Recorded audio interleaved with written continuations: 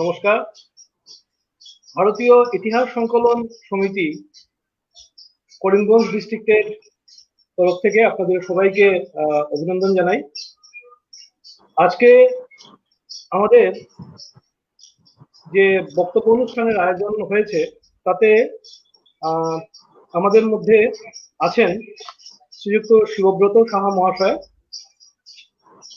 শিবব্রত সাহা মহাশয় সম্পর্কে নতুন করে বলার কিছু নেই। আমাদের প্রিয় চন্দনদা, যিনি ক্লাস 8 থেকে রাষ্ট্রীয় স্বয়ংসেবক সংঘের সাথে ওতপ্রোতভাবে জড়িত। ফিজিক্স নিয়ে বিএসসি পরীক্ষা পাশ করলেও ইতিহাসের প্রতি আগ্রহ ওনাকে ইতিহাসে আবার মাস্টার ডিগ্রি করতে উৎসাহিত করে। কর্মজীবনে তিনি এলআইসিতে চাকরি করেন। প্রথমে তিনি শিলচরে যান চাকরির সুবাদে। চাকরিতে শিলচরে যাওয়ার পর সেখানে রাষ্ট্রীয় স্বয়ংসেবক সংঘের বিভিন্ন দায়িত্ব, সেই শাখার মুখ্য শিক্ষক থেকে শুরু করে দক্ষিণ আসাম প্রান্তের কার্যবাহ পর্যন্ত দায়িত্ব নির্বাহ করেছেন। এর মধ্যে সবচেয়ে উল্লেখযোগ্য বিষয়টি হচ্ছে যে 1993 সালে সেই চাকরির সুবাদে আইজলে উনি ট্রান্সফার হয়েছিলেন এবং আইজলে ট্রান্সফার হওয়ার পর সেখানে তিনি সংঘ কার্যক্রমে শুরু করেন। সেখানে সংঘের কাজ শুরু হয় 1993 সালে এবং উনি একটি বিশিষ্ট ভূমিকা এতে গ্রহণ করেছিলেন। উনি, যদি আমরা বলে থাকি, আমাদের প্রিয়জনদা আমাদের করিমগঞ্জের আমাদের সুভাষনগর শাখারই স্বয়ংসেবক, আর কর্মের সুবাদে উনি আজকে মুম্বাইতে আছেন। সেখানে এলআইসিতে সেন্ট্রাল অফিসে অ্যাডমিনিস্ট্রেটিভ অফিসার হিসেবে কাজ করছেন। কিন্তু রাষ্ট্রীয় স্বয়ংসেবক সংঘের কঙ্কন প্রান্তের সম্পর্ক বিভাগের মধ্যে উনি একজন সদস্য হিসাবে ওনার কাজ চালিয়ে যাচ্ছেন। তো আজকে আমাদের যে বিষয় নিয়ে উনি বলবেন সেটি হচ্ছে যে একবিংশ শতাব্দী হিন্দু শতাব্দী। তো দাদা, প্রথমে আপনাকে আমরা ভারতীয় ইতিহাস সংকলন সমিতির তরফ, করিমগঞ্জ ডিস্ট্রিক্টের তরফ থেকে আপনাকে অভিনন্দন জানাই। আপনাকে নমস্কার। আপনি আশা করি ভালোই আছেন মহারাষ্ট্র থেকে, এবং আপনি আপনার বক্তব্য শুরু করতে পারেন। ধন্যবাদ। তো শোনা যাচ্ছে কথা? শোনা যাচ্ছে, আপনি বলুন।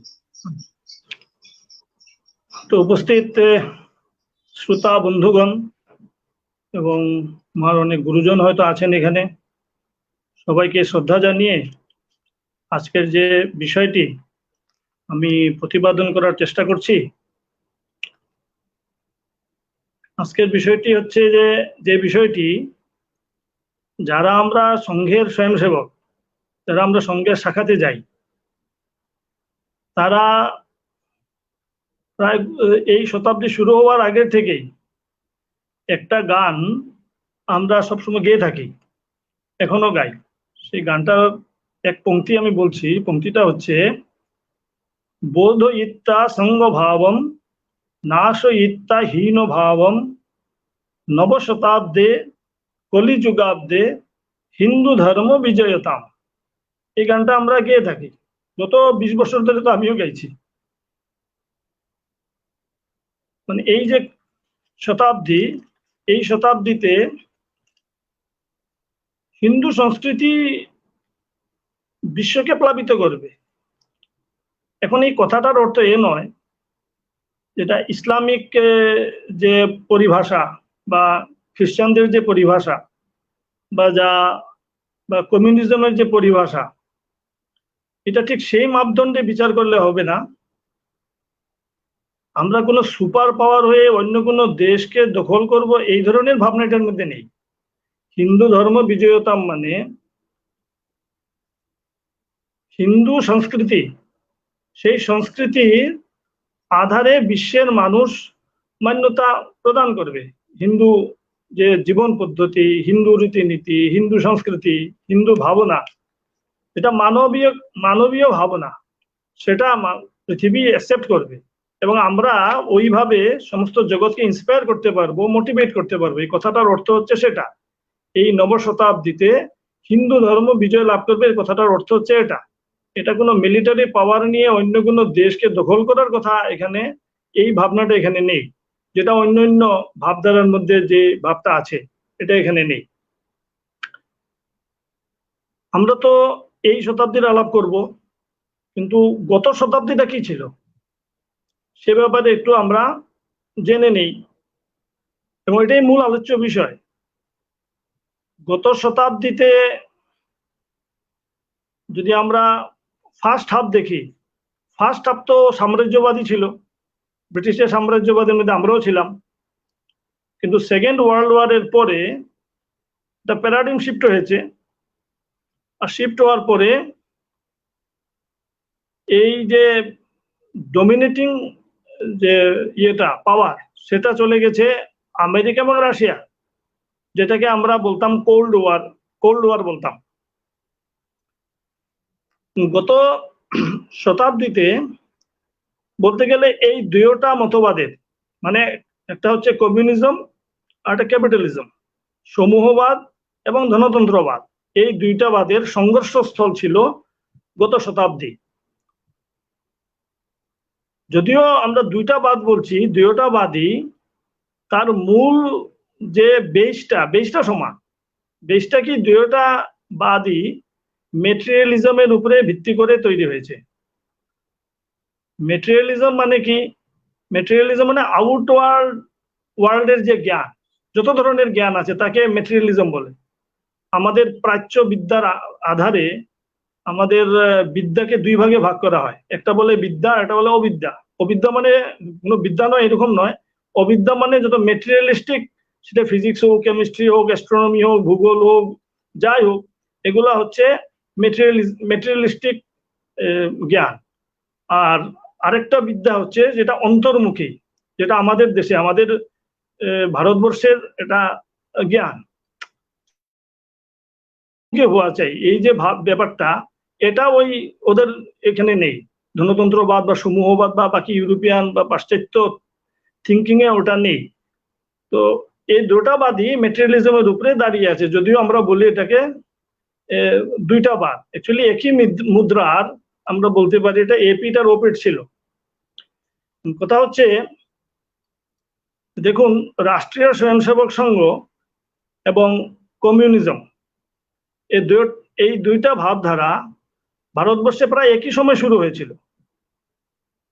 1919-এ রাশিয়ান বিপ্লবের পর, জারের শাসন সমাপ্ত হওয়ার পর, যখন এরপরে মানবেন্দ্র রায়ের মাধ্যমে 1924 ইংরেজিতে ভারতবর্ষে সেটা আসে।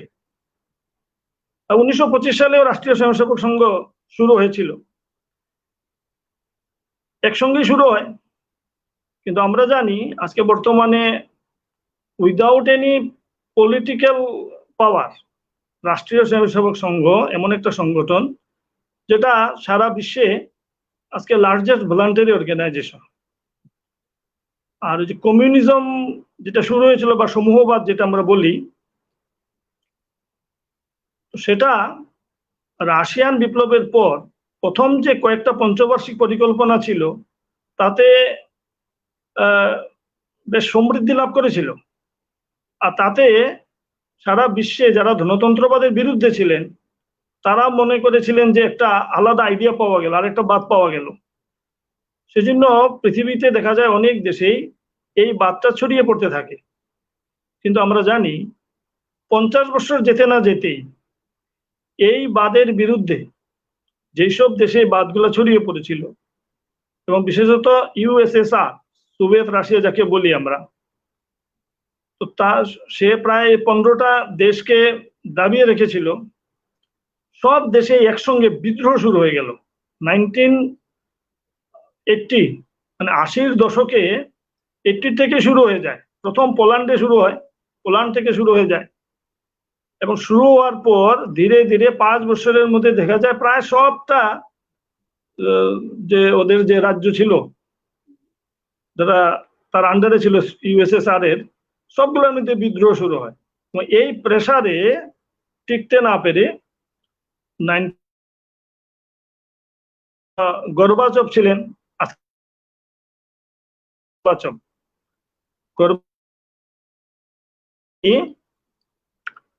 রিফর্ম করতে চাইলেন। পেরেস্ট্রোইকা, যারা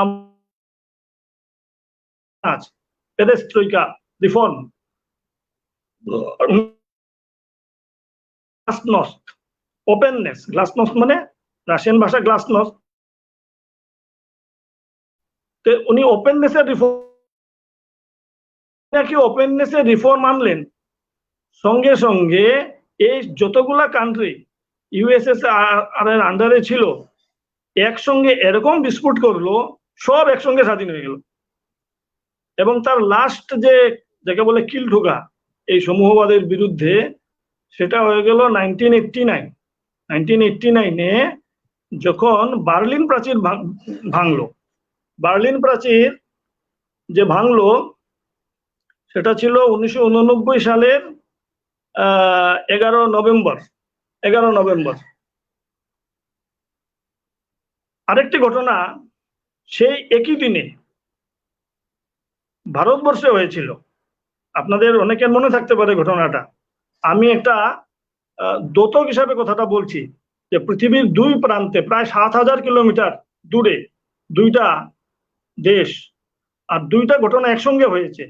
একটা হচ্ছে বার্লিন প্রাচীর ভাঙা। বার্লিন প্রাচীর মানে কি, জার্মানিকে ভাগ করে ইস্ট জার্মানি আর ওয়েস্ট জার্মানি।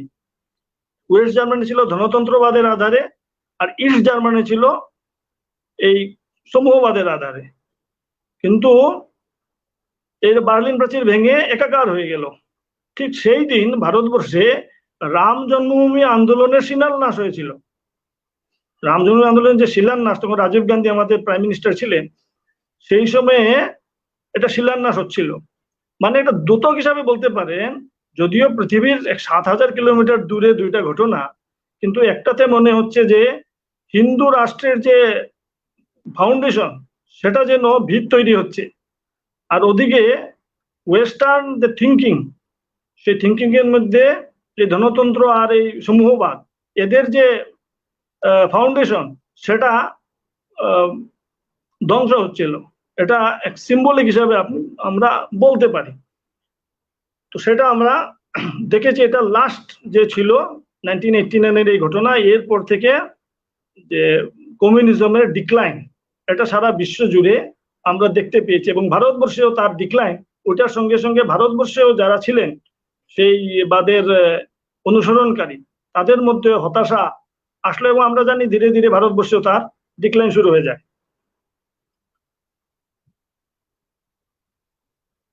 এখন রইল ধনতন্ত্রবাদ। কারণ গত শতাব্দীতে এই দুইটা বাদের সংঘর্ষস্থল ছিল। এখন রয়ে গেল ধনতন্ত্রবাদ। এটা ভাবা হয়েছিল যে সমস্ত পৃথিবী ইউনিপোলার হয়ে যায় কিনা। কোল্ড ওয়ারের সময় বাইপোলার ছিল, এখন ইউনিপোলার হয়ে যায় কিনা এটা একটা সংশয় ছিল। কিন্তু মানুষ জানতো, কারণ ধনতন্ত্রবাদের দোষ দেখেই কমিউনিজম এসেছিল। কিন্তু কমিউনিজম যখন আর পারলো না টিকতে, সেজন্য মানুষ ধনতন্ত্রবাদে ঘুরে গেল বা সেই হিসাবে চলছে। কিন্তু এটাকে সর্বোত্তম ব্যবস্থা হিসাবে মানুষ মন থেকে মানতো না, কারণ মানুষ জানতো এর আধারে মানুষ সুখী হয় না, সেটা মানুষ জানতো। এখন এই সুখী না হওয়ার কারণ কি? মানুষ এটা বোঝা যাবে ধনতন্ত্রবাদের যিনি প্রবক্তা বলতে পারেন অ্যাডাম স্মিথ, অথবা এক ব্রিটিশ ইকোনমিস্ট ছিলেন জন কিনস, এদের দুই একটা কথা আমি বলছি, তাহলে কথাটা বোঝা যাবে। অ্যাডাম স্মিথ এক জায়গায় বলছিলেন, don't try to do good, let good come out as a by product of selfishness. মানে কথাটার অর্থ কি? কথাটার অর্থ হচ্ছে যে কারো ভালো করতে যাবে না, আর ভালো তখনই করবে যদি সেই ভালো করার মাধ্যমে তোমার কোনো ফায়দা আছে, তোমার কোনো লাভ আছে, আর নালে এই ভালো করার কোনো দরকার নেই। মানে একটা থিওরির যিনি প্রবক্তা, উনার মেন্টালিটি থেকে বোঝা যায়, উনার বাদের আধারে মানুষের মধ্যে কোন ভাবটা কাজ করবে। বা জন কিন্সের একটা কথা বলছি, জন কিন্স এক জায়গায় বলছিলেন যে আগামী 100 বছর, উনি 1942 সালের ছিলেন, যে আগামী 100 বছর এটা মেনে নাও এবং সবাইকে দিয়ে মানিয়ে নাও যে যাহা ভালো তাহাই খারাপ, আর যাহা খারাপ তাহাই ভালো। এর কথাটার অর্থটা কি? অর্থটা হচ্ছে, মনে করুন আপনি কাউকে দান করলেন, ধন দান করলেন। এখন ধন দান করলে তো ভালো কাজ, কিন্তু ধনতন্ত্রের আধারে ধনটা তো আপনার পকেট থেকে চলে গেল, অতএব ভালো কাজটাই খারাপ কাজ, আর যেটা খারাপ সেটাই ভালো। মানে কি, ধন অর্জনের জন্য আপনি যে পদ্ধতি গ্রহণ করেন, সেটা আপনি ব্ল্যাক মার্কেট করেন, ট্যাক্স ফাঁকি দেন, অ্যাডাল্টারেশন করেন, যা ইচ্ছা করেন, যার আধারে আপনার হাতে ধন আসছে সেটাকে আপনি ভালো কাজ মনে করুন। এই ধরনের যারা প্রবক্তা, তো তারা যে বাদগুলা চালিয়েছেন, তো পরবর্তী সময়ে এইসব বাদের আধারে যে বিশ্বের অবস্থাটা কোন দিকে যাবে, যেটা আজকে আমরা জানি। আজকে মানুষের মধ্যে ক্যাপিটালিজমের আধারে মানুষ চলার ফলে মানুষের মনে কি হয়েছে, সুখ মানুষ কি, মানে কেবল একুমুলেশন অফ মানি, শুধু মানি একুমুলেট করো, এটাই সুখ। এই মানি ওর কি কাজে লাগবে, সে তার সারা জীবনকালে এই মানি ব্যবহার করে যেতে পারবে কিনা, এটা কোনো খেয়াল নেই। ওর মানি জমা করে যাও, এই জমা করাতেই সে আনন্দ পায়। এটা হচ্ছে ধনতন্ত্রবাদ, মানে খালি টাকা আনো টাকা আনো, এই বাদ। সেজন্য আমেরিকাতে অনেক এসব বই লেখা হয়েছে। একজন বই লিখেছিলেন, we American, we have the race but we have no direction. Race তো আছে কিন্তু ডাইরেকশন কিছু নেই। এই ধরনের অনেক কথা আমেরিকান রাইটারদের জীবনে এসেছে, মানে লিখেছেন। এখন কথা হচ্ছে, এই যে ধনতন্ত্রবাদ বলুন বা সমূহবাদ বলুন, যেটা মেটেরিয়ালিজমের উপরে দাঁড়িয়ে আছে, সেটা বস্তুতপক্ষে দাঁড়িয়েছে 4টি স্তম্ভের উপরে। যেই 4টি স্তম্ভের উপরে দাঁড়িয়ে উনারা উনাদের মানে নতুন সমাজ রচনার চিন্তা করেছিলেন। এই যে 4টি স্তম্ভ, যেটা আমি ব্যাখ্যা করব এখন, সেই 4টি স্তম্ভের কোন স্তম্ভই হিন্দুত্ব স্বীকার করে না। হিন্দুত্বের আধারে এই সমস্ত স্তম্ভগুলা বেকার, এর আধারে মানুষ সুখী হবে না। তো প্রথম স্তম্ভ কি, এটা আপনারা সবাই জানেন, সেটা হচ্ছে স্ট্রাগল ফর এক্সিস্টেন্স, মানে জীবন ধারণের জন্য ধস্তাধস্তি। মানে আপনাকে প্রত্যেক পয়েন্ট অফ টাইম আপনার পাশে যে আছে, আপনার যার সঙ্গে সম্বন্ধ আসছে, সবার সাথে আপনার এক লড়াইয়ের সম্পর্ক, ধস্তাধস্তির সম্পর্ক। This is called struggle for existence. For your existence you have to struggle. এ হচ্ছে থিওরি। কিন্তু হিন্দুত্ব কি বলে? হিন্দুত্ব বলে স্ট্রাগল করে মানুষ শান্তি পায় না। আপনার সুখ যদি পেতে হয়, তো সমন্বয় এবং সহযোগের আধারে আপনাকে সুখ খুঁজতে হবে, না হলে শান্তি পাওয়া যাবে না। তো স্ট্রাগল ফর এক্সিস্টেন্স। কিন্তু পরবর্তী সময়ে আমেরিকান থিঙ্কাররা এটা শুরু করেছেন এইসব ব্যাপারে। একজন থিঙ্কারের কথা বললে স্পষ্ট হবে কথাটা, কারণ কি, এই যে স্ট্রাগল ফর এক্সিস্টেন্স, এইসব থিওরির আধারে সমাজ চলতে গিয়ে আমেরিকাতে আমরা কি দেখছি, আমেরিকার স্ট্যাটিস্টিক্সে আছে প্রায় 60% বিবাহ ডাইভোর্স হয়ে যায়। সন্তানরা হয় এক পালক পরিবারে থাকে, হয় মার কাছে থাকে না বাবার কাছে থাকে। তারপরেও যাই হোক, এটা জানা আছে, ওইদিকে আমি যাচ্ছি না বেশি আলোচনার জন্য। তো একজন আমেরিকান লেখক, উনার নাম হচ্ছে এম স্কট পেটিট, উনি একটা বই লিখেছেন, দ্য ডিফারেন্ট ড্রাম, মানে ভিন্ন শব্দ, বাংলায় বললে ডিফারেন্ট ড্রাম। বইটা আমি পড়িনি, উনার একটা প্রবন্ধ পড়েছি আমি, এবং উনার এই কথা সম্বন্ধে একটা লেকচারও শুনেছিলাম। তো সেইখান থেকে আমি স্মরণ করে আমি কথা বলছি। কথা খুব আমাদের জন্য একদমই সাদামাটা কথা, কিন্তু ওনাদের জন্য খুব বড় কথা ছিল। উনি বলছেন যে দেখুন, আমরা আমেরিকানরা, আমাদের একটা সামূহিক জীবন আছে, কিন্তু আমাদের কোনো পারিবারিক জীবন নেই। আমি কেন বলছি এই কথা, উনি কেন বলছেন এই কথাটা? উনি বলছেন, দেখুন, আমার বিয়ে হয়ে গেছে 20 বছর। আমি এবং আমার বউ, আমরা দুইজন দুই মেরুর। আমি খুব পাংচুয়াল মানুষ, আমার একদম ঘড়ি ধরে কাজ চলে। সকালে ঘুম থেকে ওঠার পরে ঘড়ি ধরে কোন সময় কি করব সব আমার জানা থাকে। আর আমার স্ত্রী একদম উল্টা, মানে কোন রকমের পাঞ্চুয়ালিটি নেই। এটা নিয়ে আমার আর আমার বউয়ের মধ্যে সব খোটাখুটি হতো। তো আমি বলতাম এটা কি ধরনের জীবন, এটার মধ্যে কোনো ডিসিপ্লিন নেই, এটা কোনো জীবন? তো আমার বউ আমাকে বলতো, আরে তোমার এটা কি জীবন, এটা ঘড়ির মতো, সকালবেলা উঠে চাবি লাগাও, ওই আগের দিনের চাবিওয়ালা ঘড়ি, সকালবেলা উঠে চাবি দিয়ে দাও আর সারাদিন ঘুরবে এটা সময় মতো। তো এটা কি, এটা তো একটা মেশিন, এটা কি জীবন? তো আমার আর আমার বউয়ের মধ্যে 20 বছর ধরে ঝগড়া চলছিল। তো সেই জন্য আমি মনে করি যে আমাদের একটা সামূহিক জীবন আছে কিন্তু পারিবারিক জীবন নেই। কিন্তু 20 বছর পর আমি একদিন আমার বাড়ির আর অলিন্দে বারান্দায় আমি বসে আছি চেয়ারে, আর আমার মেয়েটা একটু বড় হয়ে গেছে, সে সে ওই আমার সামনেই খেলছিল। তো আমি তো লেখক, আমার মেয়েটাকে দেখে দেখে আমার অনেক কথা মনের মধ্যে আসছিল। কিন্তু হঠাৎ একটা কথা মনে আসলো, আরে আমার এই যে মেয়েটা বড় হয়েছে, এটা বড় হলো কিরকম? সেজন্য আমি বলছি আমাদের জন্য খুব সাদামাটা ব্যাপার আছে, কিন্তু ওনাদের জন্য খুব বড় ব্যাপার এটা। বড় হলো কিরকম? আমার মেয়েটা কি আমার মতো মানুষ বড় করতে পারবে, এরকম একটা ডিসিপ্লিন মানুষ? তখন আমার মনের মধ্যে আসলো, না, আমার এই যে মেয়েটা বাচ্চা, বাচ্চা কোন সময় খাবে, কোন সময় ঘুমাবে, কোন সময় তার টয়লেটে যাবে, এসবের কোনো নিয়ম নেই, যে কোনো সময় যা কিছু করতে পারে।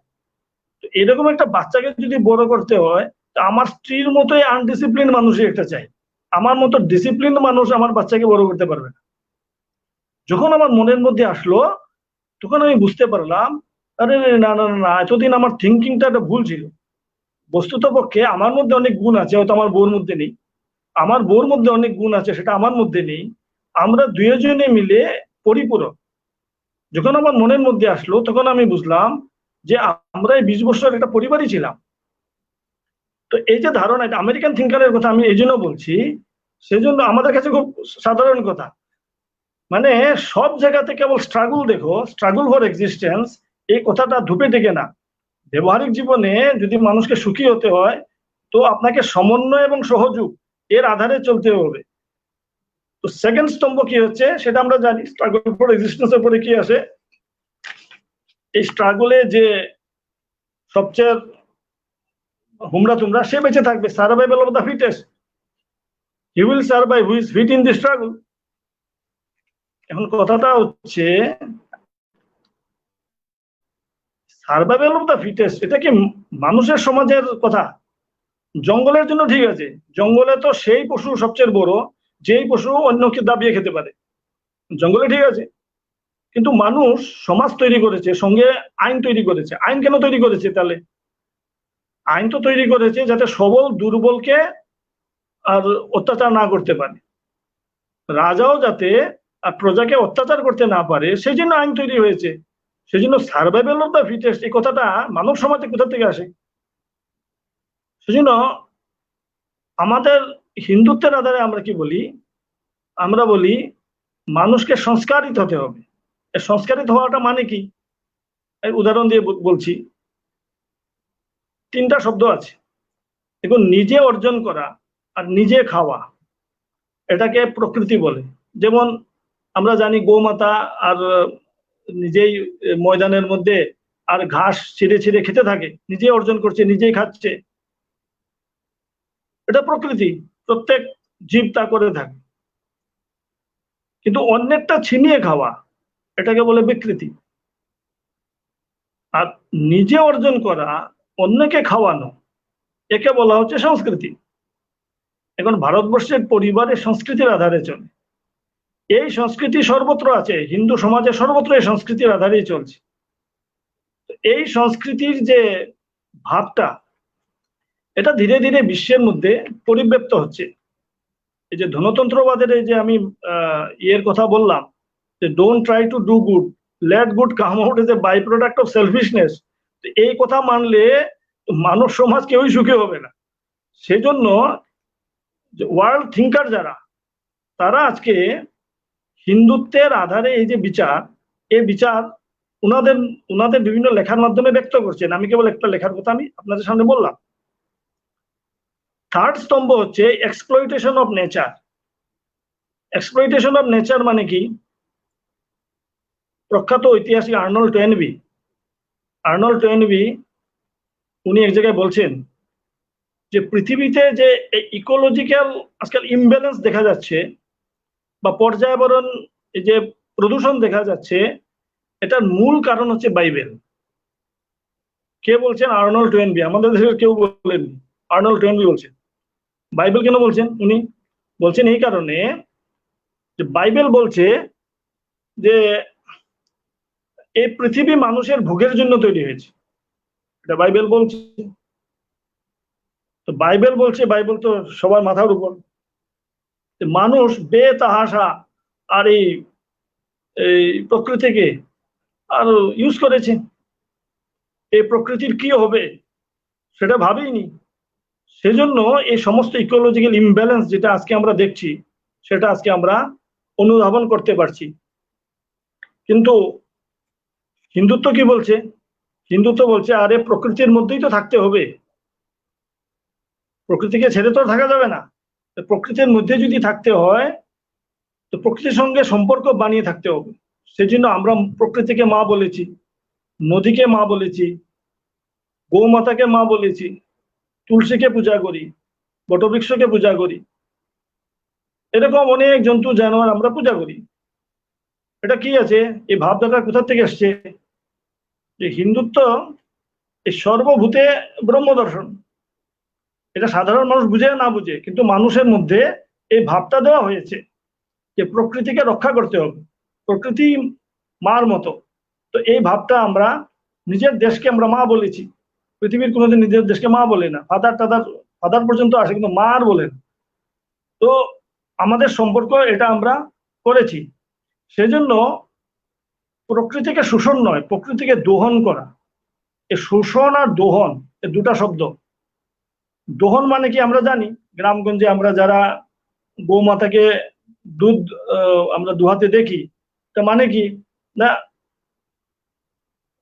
গৌমাতার দুধ তার বাচ্চার জন্য, বাচ্চা খাওয়ার পরে যে দুধ থাকে সেই দুধ আমার জন্য, বাকি গৌমূত্র আর গোবরে আমার অধিকার, বাকি বাচ্চার অধিকার দুধে, বাচ্চা খেয়ে যদি থাকে সেই দুধে আমার অধিকার। একে বলছে হচ্ছে দোহন। ঠিক এই ভাব নিয়ে প্রকৃতির মধ্যেও আর মানব সমাজকে থাকতে হবে, তাহলে মানব সমাজ সুখী থাকবে। কিন্তু এখন ত্রাহি ত্রাহি শুরু হয়েছে, দেওয়ালে পিঠ ঠেকেছে। সেজন্য এই ধনতন্ত্রবাদের আধারে যারা বিশ্বকে রচনা করতে চেয়েছিলেন, তারা বুঝতে পারছেন কেবল ধনের পিছনে ছুটতে গিয়ে যে সর্বনাশটা প্রকৃতি আমরা করেছি, তো সেই সর্বনাশ এখন হারে হারে টের পাওয়া যাচ্ছে। দেখুন 50 বছর আগেও, এমনকি আমরা যখন ছাত্র ছিলাম, কলেজ ছাত্র ছিলাম, তখনও আমরা শুনেছি আরে মানুষ এখন কত চন্দ্রে চলে গেছে, এই চলে গেছে, আর এখনো তোমরা গায়ে আর গোবরের মধ্যে আছো। কিন্তু এখন কি বলছে না, গো ফর অর্গানিক ফার্মিং।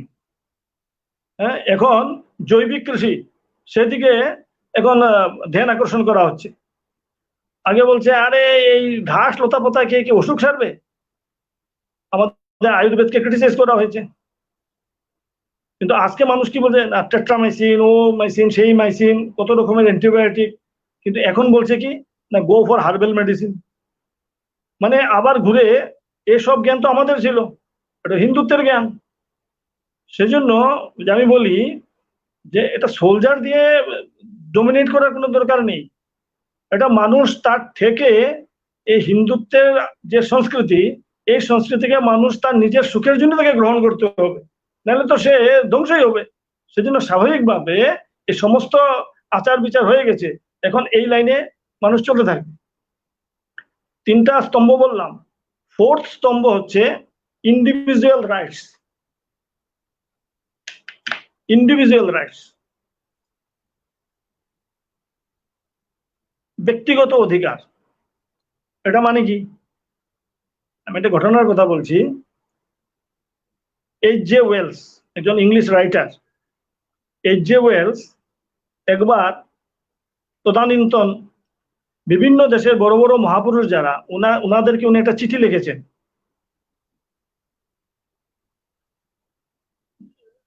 উনি লিখেছেন এটা প্রশ্ন উত্তর জানার জন্য, যে আপনার মতে ইন্ডিভিজুয়াল মানে মানুষের ফান্ডামেন্টাল রাইটস কি, এটা আমাকে জানান।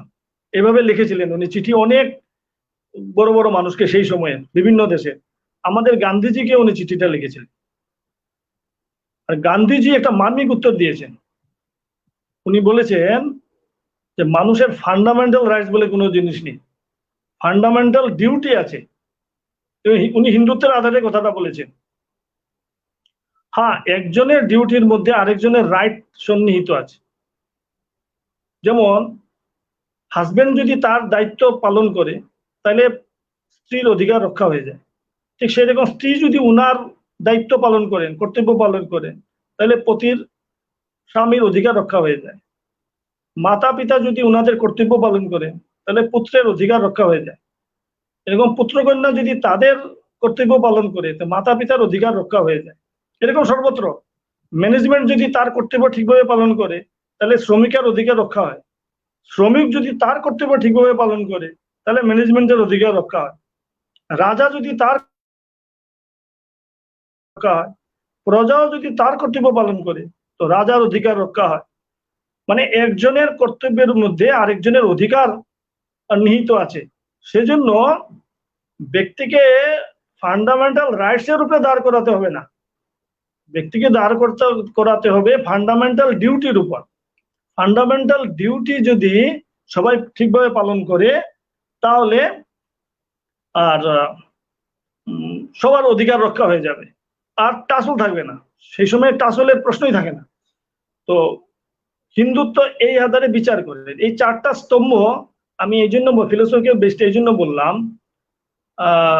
বলা দরকার ছিল। এই বর্তমানে যে ধনতন্ত্র বা সমূহবাদ এখনো কম বেশি চলছে সব জায়গায়, তো তার আধারে সমাজকে তারা কিভাবে রচনা করতে চেয়েছিল, আর হিন্দুত্বের বিচার কি, এবং মানুষ তার সুখের জন্য বিচারের মধ্যে আসতে বাধ্য। এটা আমি আপনি না চাইলেও এটা, সেই জন্য আমরা বলি যে ঈশ্বরীয়, এটা বাধ্য। যাই হোক, আরো কিছু সময় আছে, আরো কিছু বিষয় আমি ভেবেছিলাম এগুলি বলা যাবে না, তো আর কিছু বিষয় আমি বলি। যেমন আমাদের দেশের সম্বন্ধে এরকম প্রচার করা হয়েছিল বা এখনো হয়ে থাকে, যদিও এখন ধুপে থেকে না, যে আমরা নাকি নারী বিরোধী। এই হিন্দু যারা, হিন্দুত্ব নারী বিরোধী। এই কথাটা, এই যে ফেমিনিজমের যে ওয়েব, এটা তো ইউরোপিয়ান কান্ট্রিতে হয়েছে, কারণ তাদের দেশে উইমেন লিবারেশন ছিলই না।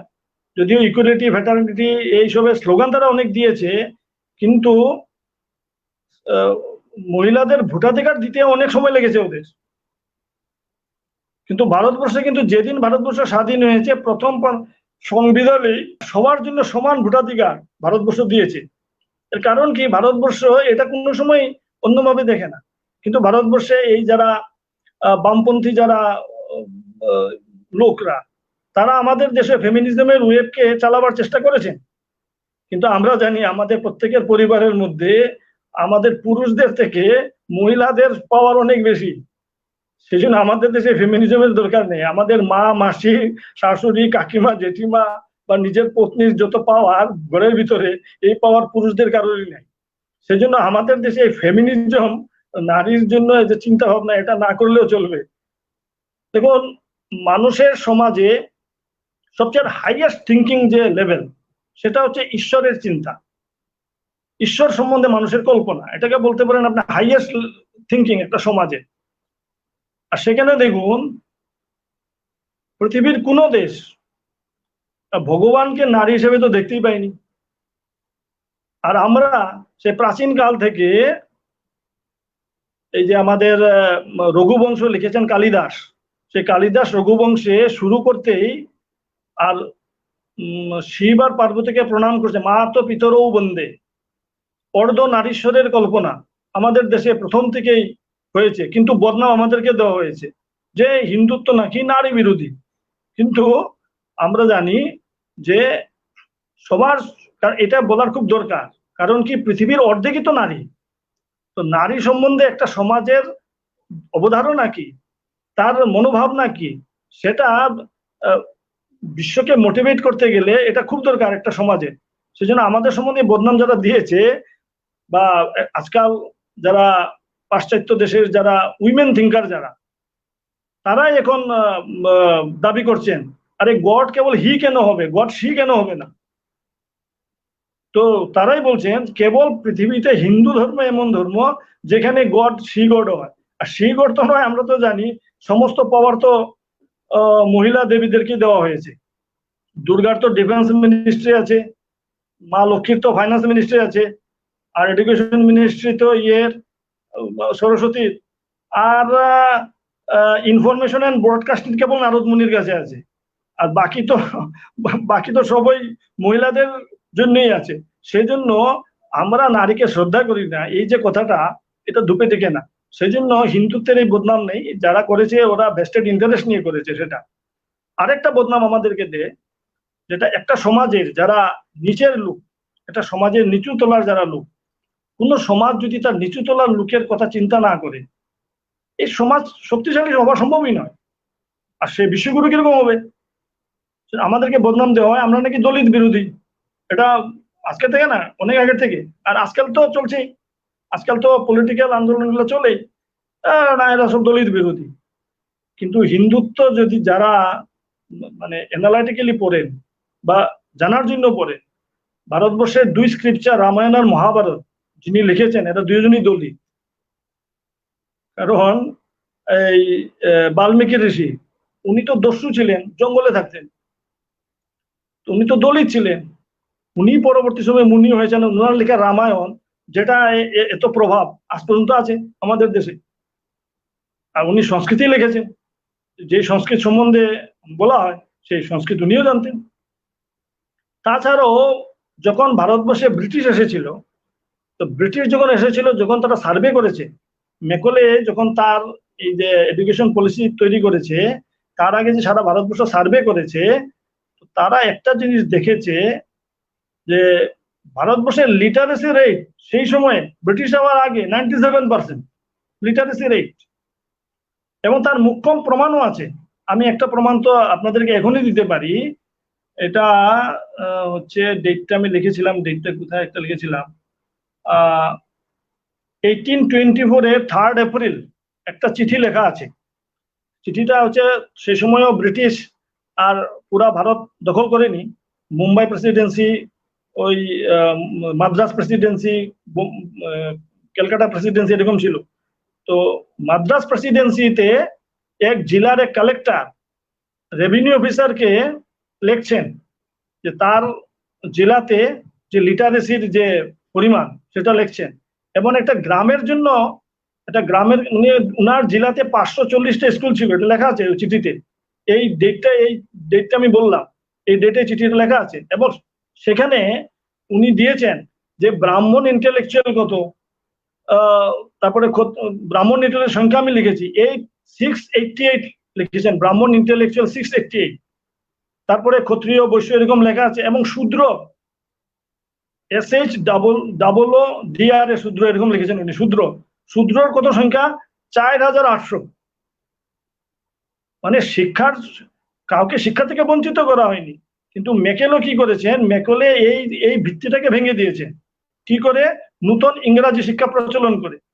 এটা আজকে হতে পারে, আজকে যদি কোনো দেশ আক্রমণ, অন্য কেউ আক্রমণ করে নেয় বিদেশি, আর সে তার ভাষা চালিয়ে দেয়, বলে আজকে থেকে যে এই ভাষা জানে সে লিটারেট, তাহলে একসঙ্গে লিটারেসি 0% এসে যাবে। ভারতবর্ষে তাই হয়েছে। আর এই স্বাধীনতার পরে আর ইংরেজি শিখতে শিখতে শিখতে শিখতে এখন আমাদের লিটারেসি যা হয়েছে এখন তা হয়েছে। কিন্তু ভারতবর্ষে যখন ইংরেজ আসেনি তখন ভারতবর্ষে লিটারেসি রেট 97% ছিল। সেজন্য কাউকে পড়তে দেওয়া হয়নি, বা এরা এই বিরোধী, ওই সমাজ বিরোধী, এই ধরনের কথাগুলা, এগুলা ওই ডিস্টর্টেড ইতিহাস যারা লিখেছেন তারা বলেছেন। প্রকৃতপক্ষে ভারতবর্ষে এই ধরনের কোনো ব্যবস্থা, এরকম অবস্থা ছিল না। আরেকটা বিষয় একটা বললে ভালো হবে, সেটা সারা বিশ্ব এখন স্বীকার করছে, সেটা হচ্ছে যে প্রত্যেক বিষয়টাকে হোলিস্টিক থিঙ্কিং এ নিতে হবে। আমরা যখন পড়েছি ছাত্র সময়ে ফিজিক্স, কেমিস্ট্রি, বায়োলজি, আজকাল সাবজেক্ট গুলো কি হয়েছে, বায়োফিজিক্স, বায়োকেমিস্ট্রি, মাইক্রোবায়োলজি। মানে এক সাবজেক্ট যে জানে সে আরো অনেক সাবজেক্ট জানতে হয়। কেবল এক সাবজেক্ট জানলে মানে মানে he will have the knowledge of one branch of science but he will be ignorant in all other branches, এটা হয়ে যাবে। সে স্পেশালিস্ট হয়ে যেতে পারে, স্পেশালিস্টের অর্থ তো তাই, সে ওয়ান ব্রাঞ্চ অফ সায়েন্স তার জানা, বাকি সব ব্রাঞ্চে সে ইগনোরেন্ট, অবস্থাটা এরকম। তো যেমন এলোপ্যাথির চিকিৎসা আজ পর্যন্ত, এলোপ্যাথির চিকিৎসাতে যখন আমরা ডাক্তারের কাছে যাই, এখন পেটের বেদনা নিয়ে গেলাম, তো পেট দেখলেন উনি, তারপর ওষুধ দিয়ে দিলে।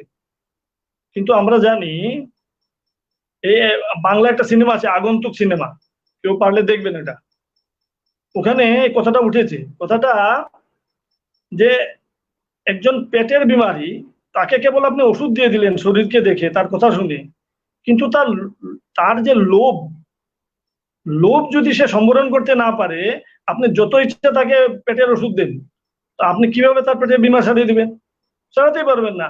সেই জন্য অসুখ কেবল শরীরের হয় না, অসুখ শরীরেও হয়, মনেরও হয়, বুদ্ধিরও হয়। যেমন একজন ডায়াবেটিস পেশেন্ট তার সামনে যদি এক বাটি পায়েস এসে যায়, তো তার মন আর তার বুদ্ধির মধ্যে টাসল শুরু হয়ে যায়। মন বলে খেয়ে নি, বুদ্ধি বলে খাবি না, খেলে কি হবে? খেলে তোর অবস্থা খারাপ হবে। এখন যদি মনের বিজয় হয়, তো সে তো খেয়ে নিবে, আর খেয়ে তারপরে তার যে সুগার বাড়বে, মুখ টেরা বেড়া হয়ে যাবে, ইনসুলিন নিতে হবে। হ্যাঁ, আর যদি বুদ্ধির জয় হয়, সে খাবে না, সুস্থ থাকবে। তো সেই জন্য কেবল ওষুধ দিয়ে দিলাম, এটা দিয়ে রোগ সারে না। সেই জন্য চিকিৎসা শাস্ত্র ইট শুড বি হোলিস্টিক, শরীর মন বুদ্ধি তিনোটা ট্রিটমেন্ট চাই, এটা আয়ুর্বেদে আছে, মেডিকেল সায়েন্সে নাই। সেই জন্য নতুন প্রজন্মের দরকার, এই যে আয়ুর্বেদ, হোমিওপ্যাথ, প্রাকৃতিক চিকিৎসা, এলোপ্যাথ, এই যে সার্জারি, এই সব কিছু নিয়ে হসপিটাল হওয়া চাই, যার যেটা দরকার সেরকম হসপিটাল হওয়া চাই, হোলিস্টিক হওয়া চাই। তো এই কনসেপ্ট আজকে কিন্তু সারা বিশ্বে এই কনসেপ্টটা যাচ্ছে না তা নয়, সে যাচ্ছে এটা। এখন এই কনসেপ্টটা কার? হিন্দু কনসেপ্ট। আপনাকে সবকিছু হোলিস্টিক হিসেবে দেখতে হবে। এখন কথা বলছি, এগুলি তো আমি অনেক ফিলোসফিক্যাল কথা বললাম,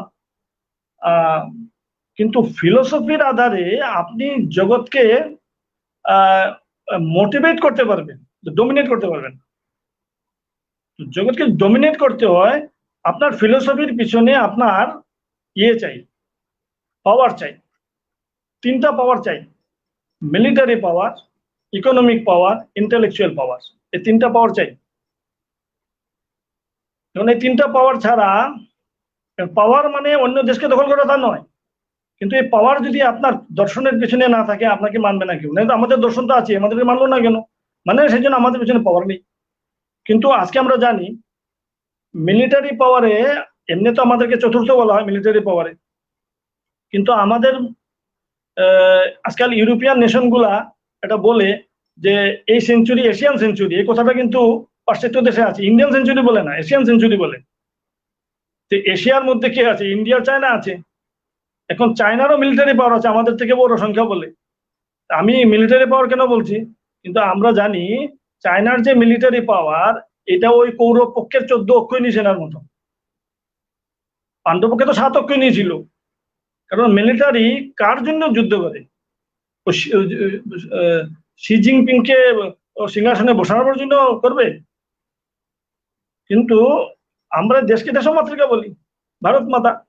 তো মাতৃভূমির জন্য যে বলিদান দেওয়া, এই যে একটা ভাব থাকে, সেই ভাবটা পাওয়ার তৈরি করে। যদি আপনার বলিদানের পিছনে আপনার এক পবিত্র উদ্দেশ্য না থাকে, তো মিলিটারি বেশি কাজ করে না। তো শি জিনপিং কি আছে? অটোক্রেট আছে, ওখানে পাবলিক তো মুক্তি চাইছে, তো এই ধরনের অটোক্রেটকে সে রাখবে কেন? সেই জন্য আমি বলছি, কৌরব পক্ষে যেন 14 অক্ষৌহিণী সেনা ছিল, তো ওই সেনা ওই রকমের আছে। আর ইকোনমিক পাওয়ার, এই করোনা হওয়ার আগ পর্যন্ত প্রায় সব মিডিয়াতে শুরু হয়ে গেছিল যে ভারতবর্ষের ইকোনমি খারাপ হয়েছে, এটা চলছিল খুব প্রচার। কিন্তু আমরা দেখছি এই গত 2-3 দিনে আসছে খবর, আমি ফেসবুকেও দিয়েছি, যে ভারতবর্ষের ফরেন রিজার্ভ আজকে 501 মানে 500 আরব ডলার পার হয়ে গেছে। মানে আমরা জাস্ট এই ব্রিটেন আর ফ্রান্সকে পার হয়ে আমরা 5th ইকোনমি হয়ে গেছি।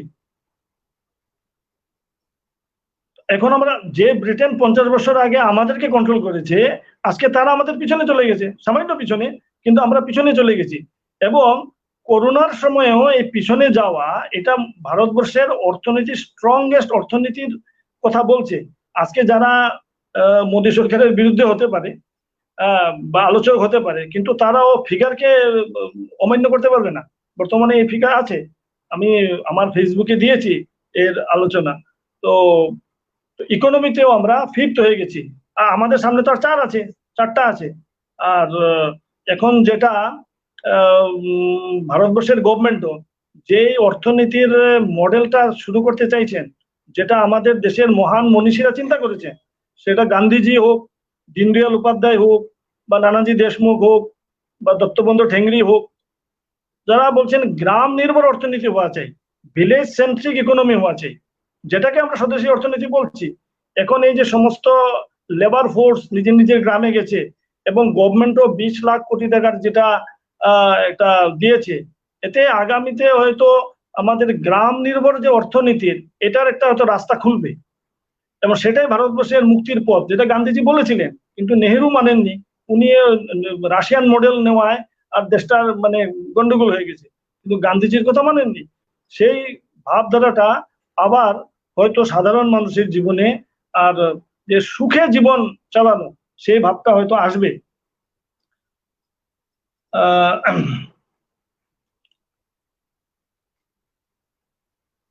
এখন এই মিলিটারি পাওয়ার, যে 3টা পাওয়ারের কথা বললাম, আমাদের উদ্দেশ্য কোনো সুপার পাওয়ার হওয়া নয়। সুপার পাওয়ার তো অনেক হতে পারে, কিন্তু সুপার পাওয়ার হয়ে আপনি কাউকে ডমিনেট করতে পারবেন, কিন্তু আপনি কাউর গুরু হতে পারবেন না। ডমিনেট করা এক কথা, আর গুরু মানে কি মোটিভেট করা বা ইন্সপায়ার করা। তো ইন্সপায়ার করা বা মোটিভেট করতে গেলে আপনার দর্শন চাই। সেই দর্শন আমাদের কাছে আছে। যেমন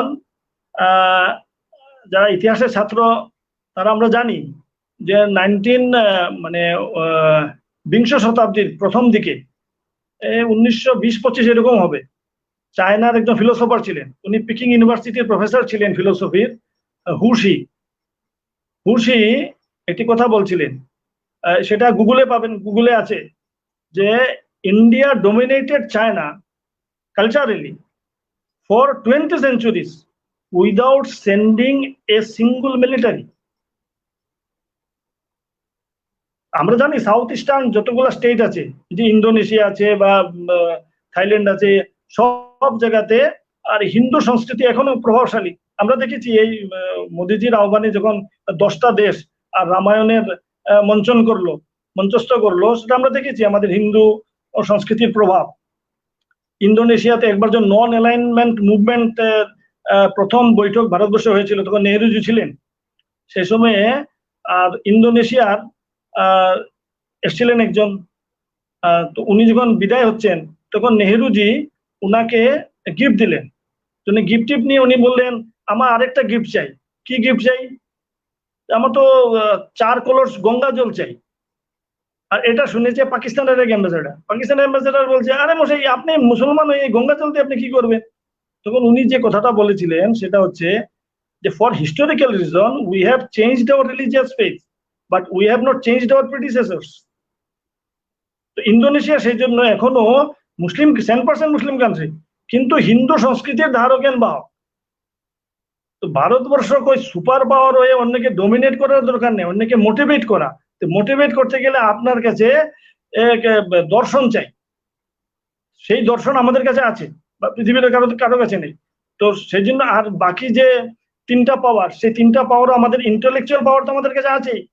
আজকে আমেরিকার 35% ডক্টর ভারতবর্ষের ছেলে, নাসার 36% যে বৈজ্ঞানিক, এটা ভারতীয় বৈজ্ঞানিক। সেই জন্য ইন্টেলেকচুয়াল পাওয়ার আমাদের নেই তা না, ইন্টেলেকচুয়াল পাওয়ারও আমরা উপরে, ইকোনমিক পাওয়ারে আমরা 5th এসে গেছি। মিলিটারি পাওয়ার আমি বলেছি যেটা, যদি এশিয়ান, ইউরোপ এটা মেনেই নিয়েছে যে this century of Asian century, কিন্তু ইন্ডিয়ান সেঞ্চুরি বলে না। আর ইন্ডিয়ান সেঞ্চুরি বলে তো ইন্ডিয়া চায় না, চায়না ব্যাক করবে, ও পিছনে হয়ে যাবে। কারণ শক্ত ধাঁচাতে মানুষ আনন্দ পায় না, মানুষ সুখ পায় না, মানুষ মুক্তি চায়, মানুষ চায়। অনেক কথা বললাম, তো 2টা সিমটমের কথা বলি। সিমটম যেরকম বলুন, আমাদের দেশের, আমাদের যে সিভিলাইজেশন, এই সিভিলাইজেশনের অবনতি, এটা শুরু হয়েছে প্রায় 2500 বছর আগে। আমাদের সিভিলাইজেশন, আমরা বিশ্বগুরু ছিলাম, কিন্তু আমাদের অবনতি হয়েছে। 2500 বছর আগের থেকেই এটা শুরু হয়েছে। কিন্তু আমরা যখন অবনতির দিকে গেলাম, তারপরে কে ডমিনেট করতে থাকলো? ফার্স্ট ডমিনেট করলো পারস্য, ইরান, আজকে যাকে ইরান বলি। তারপরে যদি আমরা দেখি, তারপরে ডমিনেটিং পাওয়ার চলে গেল ইরাক। ইরাক মানে সেই সময়ের মেসোপটেমিয়া বা এরকম বলে বোধহয়, মেসোপটেমিয়া, বেবিলন, এইসব। তারপরে চলে গেল তুর্কি, অট্টমান এম্পায়ার। তারপরে ডমিনেটিং পাওয়ার চলে গেল রোমের কাছে। তারপরে ডমিনেটিং পাওয়ার চলে গেল স্পেন, পর্তুগাল, দেখুন কাল পিছন দিকে যাচ্ছে, স্পেন, পর্তুগাল। তারপরে ডমিনেটিং পাওয়ার চলে গেল ফ্রান্স এন্ড ইংল্যান্ড, একদম ওয়েস্ট।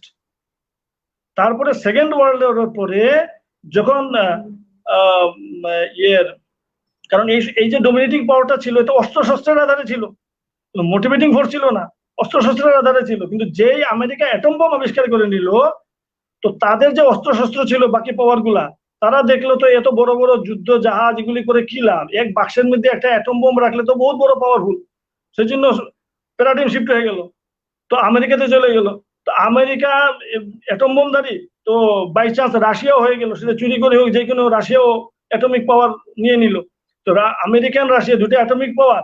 সেই জন্য আমরা দেখেছি গত যে হাফ সেঞ্চুরি, আধা সেঞ্চুরিটা এই দুটা মতবাদের সংঘর্ষ স্থল ছিল। আর এখন তো আমরাও এই অ্যাটমিক পাওয়ার এখন বহুত দেশ। সেজন্য অ্যাটমিক পাওয়ারের আধারে কাউকে দাবিয়ে রাখা সম্ভব নয়। সেজন্য এই প্যারাডাইম শিফট হতে বাধ্য। তো প্যারাডাইম শিফট হয়ে মানুষ তো, আফটার অল মানুষ কোন দিকে যাইবে? মানুষ তো তার সুখ চাইবে। সুখ না, সুখ ছাড়া সে কি চায়? সে সুখই চায়। তার সুখের রাস্তা কোন জায়গায়? তো ধনতন্ত্রবাদ এই সুখ দেখাতে পারছে না। সেই জন্য ধীরে ধীরে স্বাভাবিকভাবে এই দিকে আসতে থাকবে। আরেকটি কথাটা সত্য, যেটা আমরা জানি, যে ভারতবর্ষ হচ্ছে যুবা দেশ, এটা বলে, এটা জানি আমরা, কিন্তু এটা সত্য, কিন্তু এটা অর্ধ সত্য। Bharatvarsha is the youngest country, but at the same time we are the oldest civilization. তো youngest and oldest যদি তাদের লজিকও মেনে নেই, আমি তো সার্ভাইভাল অফ ফিটেস্টের পক্ষধারী নই। আমি বলেছি একটু আগে, আমি ব্যাখ্যা করে বুঝিয়েছি, সার্ভাইভাল অফ ফিটেস্ট এটা কোনো হিন্দুত্ব এসব কথা মানে না। কিন্তু তাদের লজিক দিয়ে যদি বুঝাই যে সার্ভাইভাল অফ ফিটেস্ট যদি হয়, তো যত ধরনের সভ্যতা, যে চাইনিজ সভ্যতা, মেসোপটেমিয়া সভ্যতা, বেবিলন সভ্যতা, গ্রিক সভ্যতা, মায়া সভ্যতা, ইনকা সভ্যতা, এইসব দেশের মানুষগুলো তো আছে, সভ্যতা কোথায়? সিভিলাইজেশন কোথায়? এই সিভিলাইজেশন গুলো তো ইতিহাসের পাতায় চলে গেছে, কিন্তু আমরা বেঁচে আছি। তো সার্ভাইভাল অফ ফিটেস্ট যদি হয়, আমরা যদি বেঁচে আছি, তো উই আর দ্য ফিটেস্ট। তাদের লজিক দিয়ে বলছি, আমার লজিক দিয়ে, তাদের লজিক দিয়ে বলছি। সার্ভাইভাল অফ দ্য ফিটেস্ট যদি হয়, তো তোমাদের সব সিভিলাইজেশন ধ্বংস হয়ে গেল, আর বলছো সার্ভাইভাল অফ দ্য ফিটেস্ট। আমরা বেঁচে আছি, তা আমরা ফিটেস্ট নয়, তুমি ফিটেস্ট। তো সেজন্য তার থিওরি মতেও আমরাই তো বেঁচে আছি, বাকি সারা সভ্যতা তো গেছে, ইতিহাসের করাল গড়তে গেছে। সেজন্য আমাদের সিভিলাইজেশন আগে চলে এসেছে। ওর শেষমেশ আমি একটা অটলজির একটা কবিতা, যেটা আপনারা শুনেছেন, কবিতার নাম ছিল পরিচয়। উনি নিজের পরিচয় দিয়েছেন, সেই পরিচয়টা হচ্ছে হিন্দু পরিচয়। যে সেই পরিচয়টা কি, যে হিন্দু, উনি বলছেন, হিন্দু তনমন হিন্দু জীবন, রগ রগ হিন্দু মেরা পরিচয়। এই এই বক্তব্যটা উনি দিয়েছেন, দিয়ে উনি একটা প্যারাগ্রাফে আর সারমর্ম বলছেন হিন্দুত্বের, সেটা বলছেন, আমি পরে এটা রিসাইট করছি। होकर स्वतंत्र मैंने कब चाहा है, कर लूं जग को गुलाम, मैंने तो सदा सिखाया है करना अपने मन को गुलाम।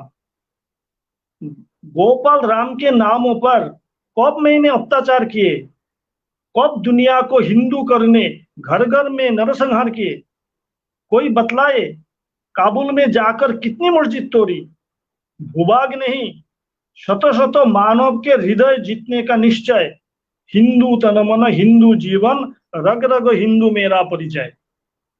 এটা হচ্ছে হিন্দু রাষ্ট্রের যে মূল ভাব। We are two motivate the world. সেই জন্য আমরা বলছি, আমরা সুপার পাওয়ার নয়, আমরা বিশ্ব গুরু হতে চাই। গুরু মানে গুরু যে দিশা দেয়, আর সেটা ভারতবর্ষের আছে, আর সেটা হচ্ছে।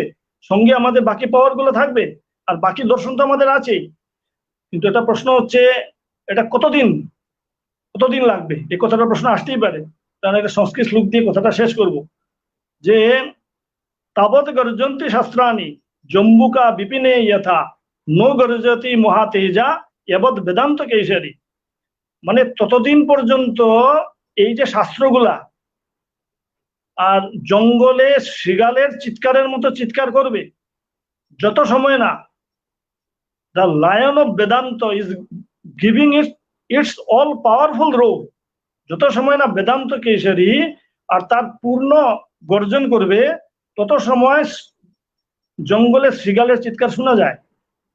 ভারতবর্ষে তো পলিটিক্যালি যদি দেখেন বর্তমানে সমস্ত হিন্দু আজ পর্যন্ত এখন পর্যন্ত হিন্দুত্বের আধারে আসেনি। ঘরের মধ্যে তো হিন্দু জীবন, হিন্দু ঠিক আছে, কিন্তু ভোট দিতে সময় যে গোমাতাকে কাটে তাকে ভোট দিয়ে দেয়, যে গোমাতার ফেভারে তাকে ভোট দিয়ে দেয়, যে ভারতবর্ষের খন্ড খন্ড করতে চায় তাকে ভোট দিয়ে দেয়, ঘরের মধ্যে তো সে হিন্দু। সেজন্য হিন্দুত্বের এই যে লায়ন অফ বেদান্ত মানে কি, হিন্দু যখন বলবে we are the Hindus, we should be United, আমাদের হিন্দুত্বের আধারে আমার ভারতবর্ষের সরকার চলা চাই, ভারতবর্ষের সমস্ত সমাজ জীবন চলা চাই, সমাজ জীবনের যত ধরনের ব্যবস্থা আছে সেটা হিন্দুত্বের আধারে চলা চাই, তাহলে না আমরা একটা মডেল কান্ট্রি তৈরি হব। আমরা যদি মডেল হই তাহলে তো জগৎকে বলবো এই মডেলে চলো, এই মডেলে মানুষ সুখী হয়। সেজন্য যেটা নাগরিক হিসেবে আমাদের কর্তব্য সেটা হচ্ছে এই যে হিন্দু ধর্মের এই যে উদাত্ত দর্শন, যেটা সম্পূর্ণ বিশ্বকে আর সুখী করতে পারে, সেই দর্শনের আধারে আর মানুষের পারিবারিক জীবন, মানুষের সামাজিক জীবন, আমাদের রাষ্ট্র জীবন, আর ধীরে ধীরে তার আধারে আমরা সম্পূর্ণ বিশ্বকে প্রভাবিত করতে পারি, এই ধরনের এক সমাজ তৈরি করার জন্য আমরা সবাই আর লেগে পড়ে যাব। এই কথা বলে আমি আজকে আমার এই বক্তব্য সমাপ্তি করছি। আজকের এই সুন্দর বক্তব্যের জন্য ভারতীয় ইতিহাস সংকলন সমিতি করিমগঞ্জ ডিস্ট্রিক্টের তরফ থেকে আপনাকে অসংখ্য ধন্যবাদ। আপনি মহারাষ্ট্রে আছেন, মুম্বাইতে আছেন, আপনি সুস্থ থাকুন এই আশা করি, আর আপনার পরিবারের সবাই সুস্থ থাকুক। আপনি যদিও আমাদের এই সদস্য আমাদের কাছে নেই আপনি এখন, তো আপনি সুস্থ থাকুন, আমাদের সমিতির তরফ থেকে আপনাকে ঈশ্বরের কাছে প্রার্থনা করছি। টেকনোলজি পাশাপাশি রেখেছে সবাইকে, বাস ঠিক আছে, নমস্কার। ঠিক আছে, নমস্কার।